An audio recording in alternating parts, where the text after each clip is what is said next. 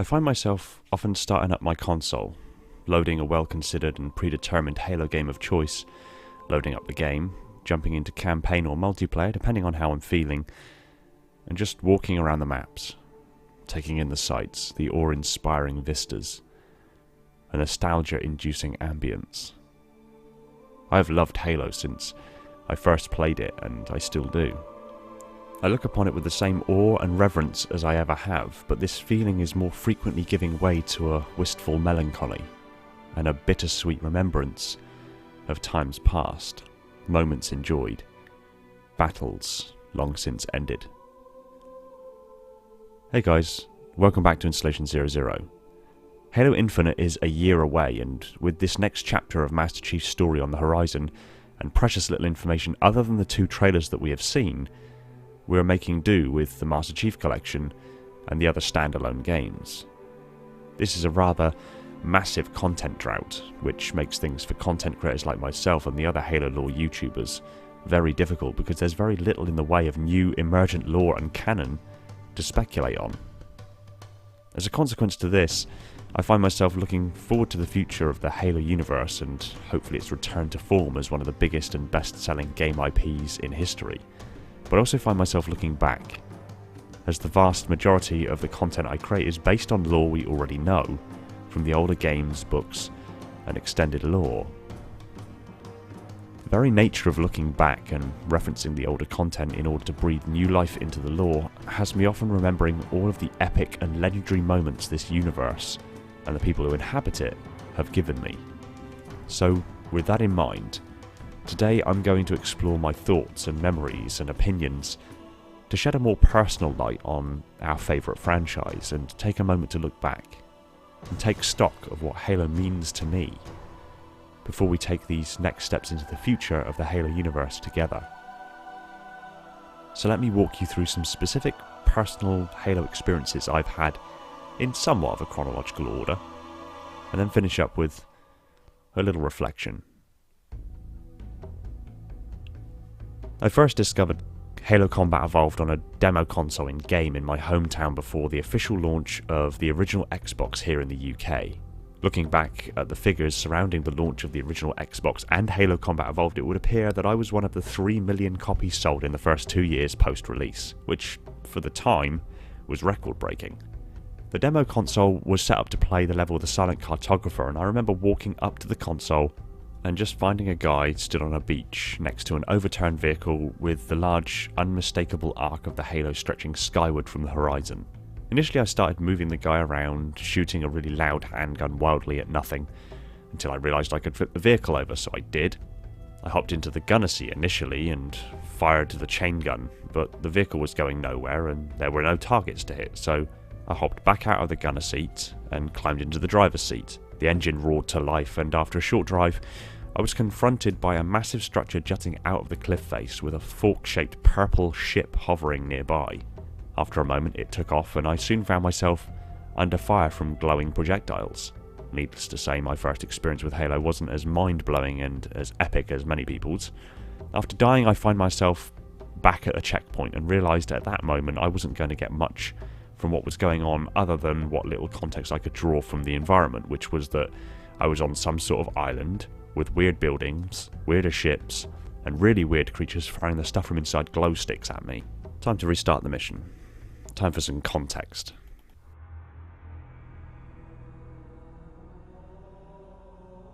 The cutscene loaded, and suddenly I was greeted with my guy being in the back of a Pelican dropship flying low over the water, with other humans armed and ready to fight with me. With what little information Cortana gave me, suddenly I had clear objectives. I was looking for a map room within the interior of the island, and the weird boys shooting at me appeared to be called the Covenant. Within moments, the beach appeared on screen, and before we had chance to get our boots on the ground, we were under fire. My guy disembarked from the Pelican, and flanked by the other humans, we stormed the beach. The rifles spat lead, and the little alien guys fell under the force of the incoming fire in splatters of fluorescent blood. The elites posed more of a significant problem, having to take down their glistening energy shields before doing them any real damage, and I quickly noticed the motion tracker as well as the fact that I evidently had energy shields too, while the other humans didn't, which evidently made my character in some way, shape or form special. After a few intense moments, the beach was clear, and the pelican returned and dropped off a warthog. I hopped into the warthog and took off around the island while the guys who had just helped me storm the beach shot at everything that moved from the turret and the passenger seat. It felt amazing, immersive, and instantly addictive. I was ready at that moment to achieve my objectives and move on to whatever came next. That is, until I was promptly pulled away from the console by my mother, who had found and purchased something for one of my older brothers. Walking back up the high street, I was in a daze. The game, the tiny part of the silent cartographer, had embedded itself in my mind, and I was hooked. I saved pocket money for weeks, something I'd never done before, and held out until my birthday when I hoped and asked if I could receive money so I could go into town and buy my own console with this new game called Halo. It was time and effort well spent because I bought my console and it just so happened to come with Halo Combat Evolved and a couple of other games as a bundle. I think Munch's Odyssey was amongst them, but that could just be my hazy childhood memory playing tricks on me. You have to remember, in 2001, information about games and consoles was mainly broadcast through magazines, and since I'd never really been one to buy magazines, I was completely unaware of Xbox Live going live only 6 months after I picked up the console. But in the meantime, I had a new immersive story to get involved with. For the next year or so, I'd play Halo every single chance I got. I'd play it in the mornings before I went to school, I'd play it in the evenings before dinner, and I'd play as late as my mother would let me at night. It took me nearly that long to realise what the Flood even were.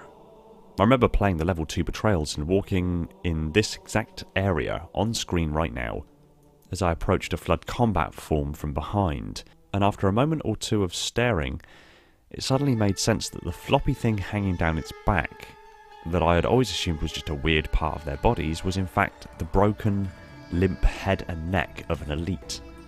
Upon realising what I was looking at, I gunned it down in disgust, and soon realised the other combat forms were humans, with pale, cancerous skin, twisted features, tentacles growing from the wrist and chest, and suddenly the true horror of the Flood hit me. The level 343 Guilty Spark has been heralded across the world as being a level that knows how to build tension, to make you uneasy and use ambience and fog and sounds to its ultimate advantage. After realising what the Flood were, I used to play Halo CE right up to the arrival of the Flood on 343 Guilty Spark, at which point I'd back out to main menu and avoid having to fight them all together. I'm not kidding when I tell you it must have taken me nearly 2 months to pluck up the courage to complete the entire campaign again. In multiplayer, well, none of my siblings were interested in playing Halo with me, and barely any of my friends even knew what Halo was. But that suited me just fine. I spent hours walking around the maps alone, just looking at the sites and trying to figure out what stuff was. Why the Forerunners made it this way, what the purpose of this building was. Where does that door lead to? Why are their bases even here? I certainly didn't utilise the maps for what they were made for, but the purpose I made for them suited me just fine. And that's the important thing I think that Halo C had offered me. The chance and ability to choose how I wanted to play, how I wanted to tackle a problem, and how to deal with the consequences of those choices afterwards. As a 12-year-old, there are so many things decided for you. In fact, the vast majority of a 12-year-old's life is chosen for you. Halo offered me a choice when there wasn't much else I could choose from. Halo 2 launched and it seemed to almost be the talk of the planet. It was, at least to my mind, the first game to be discussed on talk shows and news stations the world over, and not in the normal games cause violence and should be banned claims that your average gamer knows are bold-faced lies. But for once it was being covered because of how much of a sensation it was turning into. It was covering the midnight launches, people queuing outside of game shops at night wearing cosplay outfits of Master Chief and waiting, money in hand, to pay for what was quite honestly one of the most significant game launches that had ever happened. And as a 15-year-old, there wasn't a hope in hell's chance my mum was going to let me go to a midnight launch. As it was, I respected her decision and was rewarded with the game being purchased for me the following day while I was at school. Thanks, Mum. Halo 2 was awesome. The campaign was great. Despite what some had to say about playing as both the Chief and the Arbiter, I thought the parallels of their two journeys and their fates being somewhat intertwined since the events leading up to Halo CE was an inspired decision, and one that led to exploration of the Covenant and fleshing out of their internal workings, as well as the rivalries and struggles that the Covenant had happening within their ranks, as well as the coveted history of the elites and their agreement as being the Prophet's protectors. As a lore addict and someone who enjoyed getting immersed in storylines, this was everything I could have hoped for. However, the major breakthrough was the multiplayer. For the first time, Halo had an online play option. Xbox Live lit up in a way it never had before, and I was keen to see what kind of wonders Bungie had in store for the humble player in the greater scheme of things, and they did not disappoint. The multiplayer spawned a gaming revolution. Halo was the online game to play. Practically every other game fell by the wayside, and there wasn't a gamer out there who didn't have their own stories of epic, bizarre and hilarious moments that they had experienced online in Halo 2. This was the dawning of a more social aspect of my gaming, and suddenly I was making friends with people from across the world and diving into epic games with them on a near nightly basis. It was a year or so after Halo 2 launched that I was at college and met up with some guys who I used to go to school with and discovered that we had a mutual love for two things. Well, technically three things. Parkour, coffee, and Halo. So we practiced parkour in the day, and by night we gamed. Sometimes the other way around, but no matter what was happening, we were having fun. We got into the habit of not only gaming together online, but also lugging all of our gear, our consoles, controllers, and even old CRT televisions to each other's houses, where we'd network the consoles together and have LAN parties surrounded by good friends, junk food and laughter. I distinctly remember being in the caves near the blue base on Coagulation and seeing my buddy running around the foot of the red base across the other side of the map. I knew he was quite fond of the sniper rifle that spawned on the top of the base, so I eyeballed the distance and fired a single rocket roughly at the top of the base where the ramp came up. Trust me, with an old CRT television with visible pixels, this was much easier said than done. I saw the rocket fly and my mate disappear out of sight. I waited a second or two and boom, my rocket landed right at his feet as he stepped onto the top of the base. His reaction in the room was a string of expletives I'd rather not repeat, but I remember that so vividly, it still makes me smile. Halo 3 hit the world in a way no game ever had before, even the monumental release of Halo 2, and I was there at the midnight launch. I wasn't going to miss it this time. Meeting people stood outside of a game shop at midnight was a surreal experience. There were people there I'd never spoken or met before, and yet we talked and laughed and joked and shared memories of Halo CE and Halo 2 like we'd known each other our entire lives.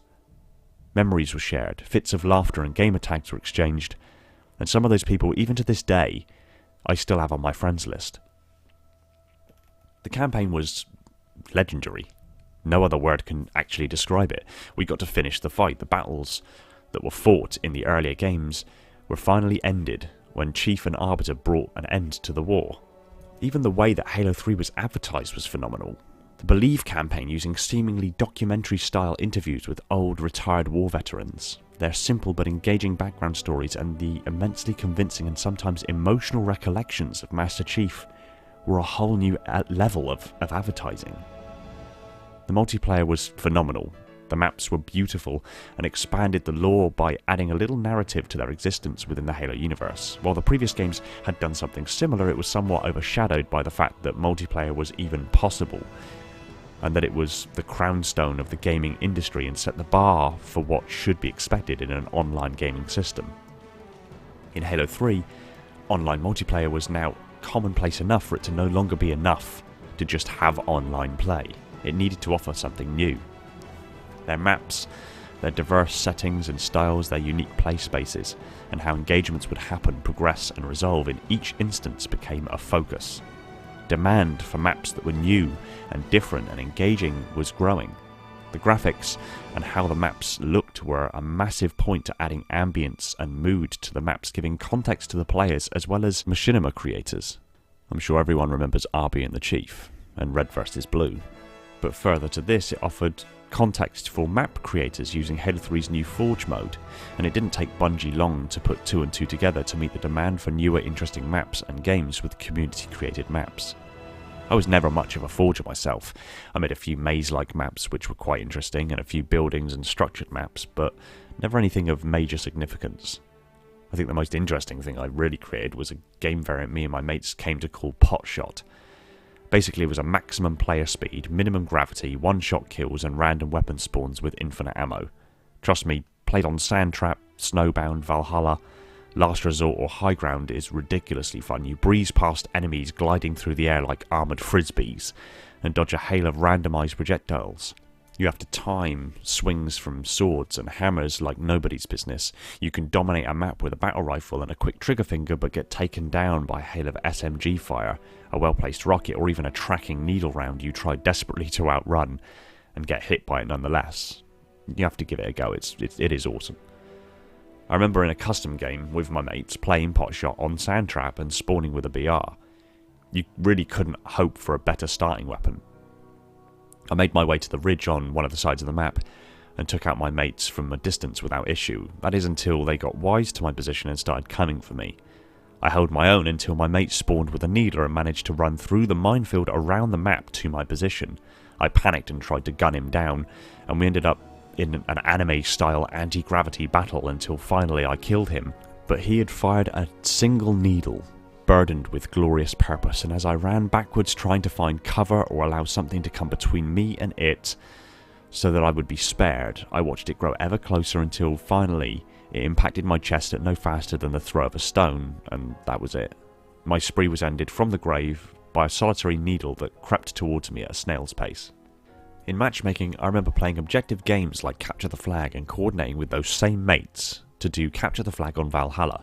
Two guys would defend our flag while the other two got into a mongoose. They'd storm across the map to the other base where the guy on the back would jump off either near one of the side doors of the base or the very back. The mongoose would just circle the base once and return to the middle of the map. The other guy would run into the base, steal the flag, jump into the gravity lift and land feet away from the mongoose. They'd hop on the back and receive cover from the other two at our base while we crossed the distance and captured their flag. Listening to Dragon Force was a ritual to help us get into a zen, no-thought state while playing that worked a treat on King of the Hill in games like Isolation and SWAT on Assembly.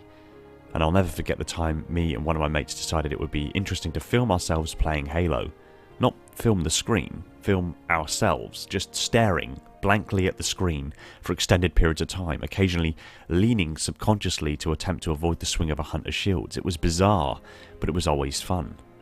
No matter what was going on in life, we managed to get online and game. We'd enjoy each other's company and have a laugh, and all of life's struggles would melt away. Not that at 18 years old and still living at home, there were many struggles in life. But it was my childhood, and I wouldn't have had it any other way. Halo 3 ODST launched in September 2009. I went to the midnight launch of this game too, and rather fittingly, that evening was dark and dreary, and right around release time it started raining. Once I had my limited edition copy in hand, I literally ran home to get online as fast as possible. I was joined by two friends who stayed the night, because we all stayed up until the early hours to complete the whole campaign in one sitting. We completed it around 5:45 AM and then understandably fell asleep until the early afternoon. And that's what it was to be a 20-year-old in university when university term hadn't actually even started yet.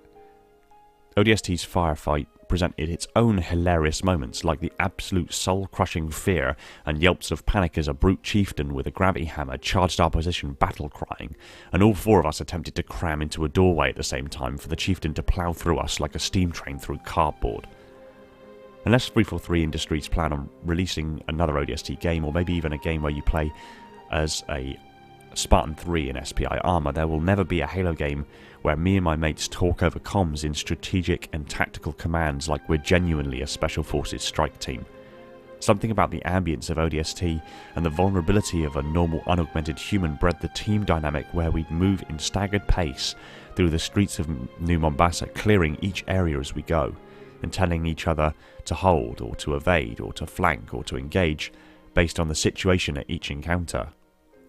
This demonstrated how Halo could work at a slower pace, a more calculated and steady tactical formula. And I have absolutely no idea why that has yet to be repeated, but I digress. Halo Reach was Bungie's last Halo game, and it was a good one. It focused on a completely different set of Spartans and offered a degree of customizability that had never been available before. For the first time, the varying personalities of my friends could actually be portrayed through their armor sets, and even to this day, I can still jump into Bungie.net and find their character models at the point of their last game on Reach. If you want to check yourself, the link is in the description. It lets you see the stats, player modes, player models, ranks, and game histories of the gamertag that you search for Halo 2, 3, ODST and Reach. It was also in 2010 that things started to change as far as gaming and life in general concerned. I think it's a massive shame that this started to happen during Halo Reach's tenure as the current Halo title, because I am certain more epic games could have been had than actually were, which is a shame. Halo has a rich history of interesting and engaging storytelling, characters who are relatable as well as otherworldly and nearly godlike in some respects. You have the very militaristic martial brilliance of the elites, the Arbiter being the most prominent role in the Sangheili culture, embodies the fighting prowess, discipline, honour and nobility of the elites. Their culture very closely represents that of medieval keeps with influences of kings, knights and round tables, and also ancient samurai and Chinese culture, carrying deep-seated considerations to honourable conduct and the familiar shame that can come from dishonour and failing to meet the expectations placed upon one's shoulders. Extremely strong ties to their families, bloodlines and ancestors can teach us a lot about how our actions can reflect upon our families and loved ones, and in particular our parents, those who gave us breath and shape and form. It almost goes so far as to suggest that no matter the life you are given or choose for yourself, you must be thankful to those who gave you the life in the first place, as without them you'd have no life at all, and thus nothing to fight for, work towards, or to better. The dark, secretive and often morally questionable actions of the Office of Naval Intelligence gives us a basis to question what should and should not be considered as a viable length to go to preserve humanity in its current state. It presents us with a moral quandary in that without the disregards of ethics, the Spartans would not have existed, and thus it would have been immensely more likely that humanity would have been fought into extinction. Yet in doing so, only also robbed 75 children of their lives they could have had, while causing the pain and heartache to 75 families who lost their children, and at least to their eyes by terminal, unexplained illnesses. This moral ambiguity offers us the opportunity to weigh up whether the ends really do justify the means, and if ever policy and legislation should stand in the way of human progress, and if so, to what extremes. The Spartans, and in particular the Master Chief, is a natural leader, and someone who carries themselves with a sense of duty and honour. He has wide shoulders and makes sacrifices for humanity for the greater good without question or hesitation. He protects and defends by nature. He rarely speaks, but when he does, people listen. What little he does say is saturated in meaning and carries weight, no matter who is present when he says it. He and the other Spartans have accepted their charge and constantly redefine what it is to be human and just what a human is capable of. They demonstrate an indomitable will to keep pushing and keep going far beyond what anyone believes is possible. The character traits that the Spartans display with no effort inspire confidence, loyalty, courage, sacrifice, duty, and human spirit in all that witness them. This effect and these traits transcend from the Halo universe itself and make a seamless transition into the real world, and it is because of this very palpable, very real influence that Halo has on the people of the gaming community and many others further afield as a consequence to the actions and ideals of those who have assimilated these characters into themselves, that I have such a close fondness and a fierce loyalty to the Halo universe. Multiplayer developed interpersonal skills and the ability to strike up conversation with anybody if you could just establish a common interest. The amount of people I spoke to online simply because they had mics in the pre- and post-game lobbies. Yes, there was a fair amount of trash talk, but that came with the territory. It was all in good humour with some notable exceptions, and generally myself and my clanmates carried ourselves with honour and didn't particularly engage in trash talk, and instead let our gameplay do the talking, only subtly rubbing it in if we came away with a spectacular victory. But again, the social aspect was a massive part of the Halo community and online gaming, and I definitely feel like a lot has been lost, because when I go online now, basically no one has their mic plugged in, which is a terrible shame because it means some of the camaraderie that comes with talking to and getting to know other opponents and teammates alike is now almost entirely absent from the Halo community. And it really doesn't have to be this way, so please, if you have a headset, wear it and engage. It's what makes the Halo community so much better than all of the others. And while we're on the subject of real-world benefits, science fiction is just science fact that hasn't been discovered yet. Yes, right now, faster-than-light travel, AIs, augmentation, cybernetics, and ultra-advanced exoskeletons aren't immediately possible, but they are all coming. They are all on their way, and this is helped by sci-fi paving the way by pop culture influence, leading to design innovations. So that's a good thing, right? Halo has been a major cornerstone of my life for nearly 20 years. For nearly 2 decades, this franchise has had an integral part of my life. Don't get me wrong, while I have spoken about Halo CE, Halo 2, Halo 3, and briefly about Halo ODST and Reach, I still immensely enjoyed Halo 3 ODST, Reach 4 and 5, and both the Halo Wars, but the first trilogy happened at a crucial point in my life. It happened while I was forming my own opinions of the world, my own aspirations, ideals, morals and ethics. I learned many of these from my parents, but that doesn't detract from the reality that many of my ideals, my thoughts and aspirations, my opinions and my hopes for the future all drew inspiration from the role models I saw in the Halo franchise. We are all influenced by the personalities and characters that surround us. In most cases, this takes the form of loved ones, family, friends, colleagues, and mentors. But in some cases, and most certainly in my case, some of my primary motivators and influencers were fictional characters who inhabited the Halo universe. We are an amalgamation of influences and biases that we pick up positively from our environment and the people who occupy it, and the traits we choose to shun and avoid, and make the active decision to not become because it represents something we do not approve of. I can say with confidence that many of the traits and characteristics displayed by the Spartans, by Chief and by the Arbiter, and by many other noble characters in the Halo franchise have had a profound effect on me, and many of them I have assimilated into my personality and how I choose to live my life. Not as a bystander, but to engage as often as possible with as many people as possible with honour, distinction, duty and compassion. This community, the Halo community, are very well known for that. We wouldn't be in the longest content drought in Halo history, yet still have a very active and very loyal fan base if that weren't the case. In the most profound way I could hope for, Halo has affected the very way in which I live my life. I started making YouTube videos because I loved the Halo universe and that I have knowledge of the lore and real-life scientific and technological principles to inject some new life into the deep and rich canon of Halo.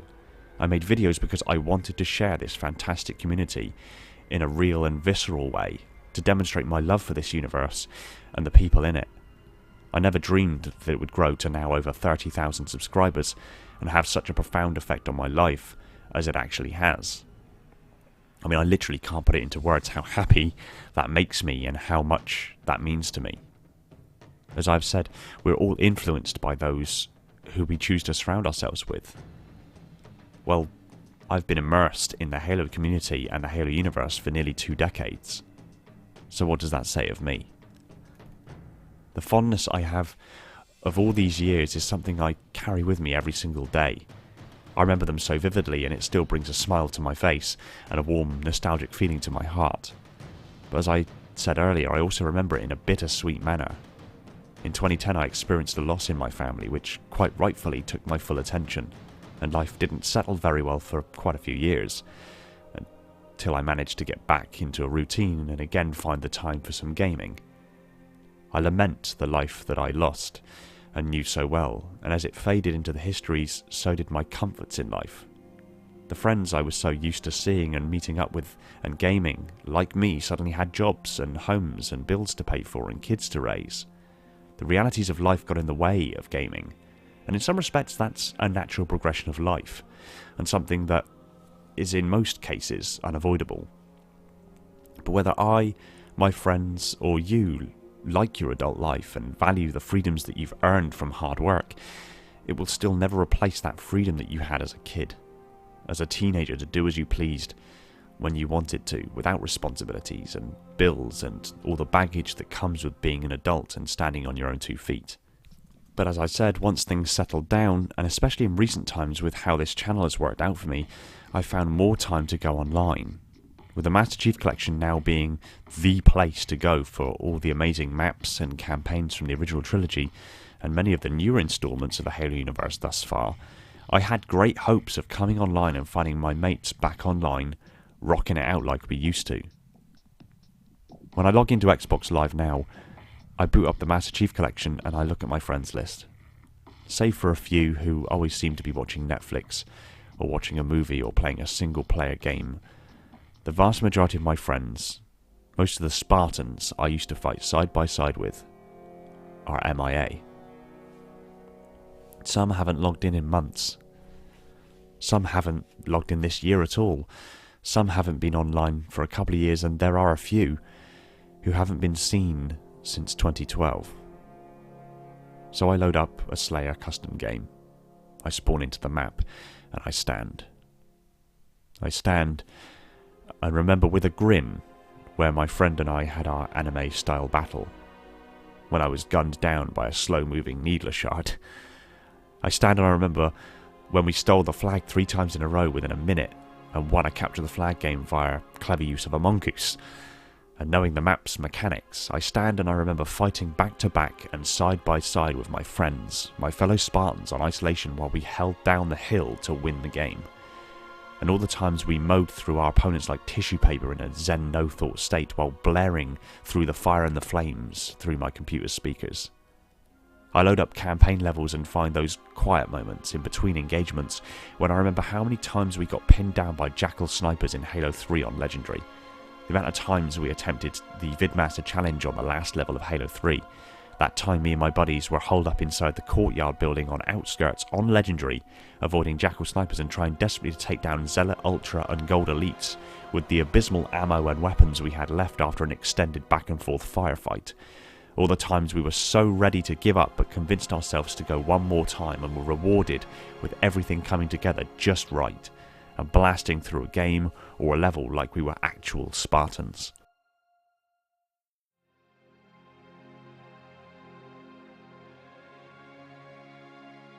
I remember all of these moments, how they felt and how I felt at the time. I felt carefree, like the universe was mine, and that I could shape my reality as I saw fit. I was legitimately free, and at peace and harmony with the universe. I was happy in a pure and unadulterated way. I was young and had all the time in the world, with none of the responsibilities and commitments which so often seem to suck the joy and purpose out of life. I miss how much simpler life was back then. Being carefree, being a purer, happier me. And right at that moment, standing within a map that I remember so fondly, when the beauty of the environments and the memories are flowing, the music kicks up into some of the most poignant and emotionally significant pieces that Marty O'Donnell ever composed, and I begin to weep. I weep for the simpler times, for the younger me who I have lost somewhere along the way. I weep for the friends whom I once couldn't tolerate the idea of not seeing for a week, now being absent from my life for years, and the realization of how important those connections were back then, and how they should still be important now. Although life has moved on, and I am happy and content with my life, I still feel an awful pang of regret, as if I've let a part of me that was young, full of wonder and awe, die at the hands of the adult that I am now, forced by society to live a life I didn't choose, because of the constraints society has imposed, to wake up and go to work and earn money to pay for a house I only ever sleep in because I have to work to pay for it in the first place. This isn't natural, and a deep part of me, likely that child within me that I allowed to die, knows it is wrong. And yet, here I am, allowing the adult I am to squander all of the joy, wonder, and beautiful connections I once had with the universe and the people I loved.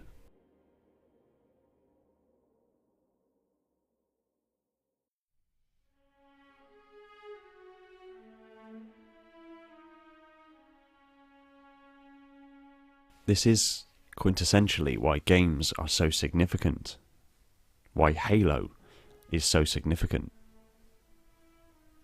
It engages and inspires an entire generation of people. It brought people together into a compelling, beautiful, and wondrous universe and gave people inspiration to make amazing things within that universe, as well as transcending that universe into the real world. And for me, Halo defined my childhood, my teenage years, and my early 20s. It forged friendships with people I'll likely never meet. It brought real-life friends even closer together. It gave me inspiration to make content based in its universe and draw all of you people to it, due to our mutual collective love for this universe and the very love of life itself. Halo Infinite is on the horizon, and while I look back and remember what once was, and occasionally get emotional about how far in the past it seems, and how lost I fear I may have become to who I once was, and how far detached it now feels like I am to friends I once thought of as brothers in arms, I also look to the future with hope. Hope that Infinite is a return to form for the Halo universe, that once Halo again takes up the mantle of being the most anticipated and beloved game the world over, that it once again breaks records and draws people from across the world to the universe and engages them in its rich story narrative and its deep lore in a way no other form of media can.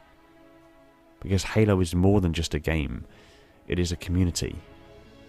It is a universe populated by each and every one of us. And while we have our own lives, our own struggles, and our own burdens, we can all let them fall away, if but for a moment, to come together and play a game we have all learned to love, as a brief respite from a reality we occasionally need an escape from. Halo is a direct link to the memories of a younger me, and I imagine I'm not alone in that whatsoever. It is a carefully crafted universe that is almost an analogue of our own reality. It is a warning not to become a machine, not to be led into a forced reality where all we do is toil and work and completely miss the wonders and mysteries of the universe in which we exist. Halo shares our history up to the modern day, and it is entirely dependent on the lives we live today and the choices and projects and technologies we chase today as to whether what is possible in Halo in 500 years is possible for humanity in real life in the same time or less. I hope that Halo can revive its community to its former glory and more, that the generations to come will look back on their childhoods with as much fondness as I do. I hope that I and all of you can return to our purer selves one day soon, that my friends, my Spartans, who are currently missing in action, return to me to fight by my side. I hope that hope is delivered.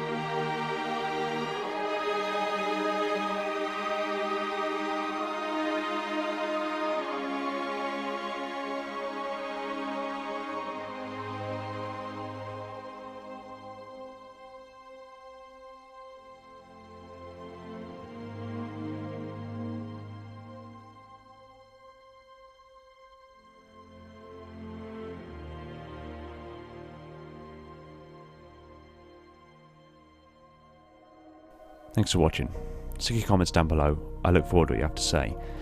I want to give a quick shout out to my patrons Sotenchi, the silent cartographer, Brian, Sebastian, Holden, Defiant Alpha 117 and Nathan, the holders of the mantle, Justin, Darian, Ty, Black Biscuit, J Rabbit, Austin, Cameruptus, Brent and Kaiser, my reclaimers, Zach, Deep Cover Verbal Statue, Spesigo, Spartan, A498, Guppy, Josh, Evan and Michael, my Metarchs, and all of the other patrons that have jumped aboard to support the channel. You guys are awesome, and all of this wouldn't be possible without you. If you like Halo lore discussed to insane levels of detail, hit that subscribe button and the little bell icon so you're told the second new video hits the shelves. Be sure to support us on all social media channels, including Discord, and if you really love the channel, consider heading over to Patreon and supporting the channel over there. It would mean the world to me and free up more of my time for me to put into this content and other Halo related goodness. Take it easy everyone. Find peace in the domain.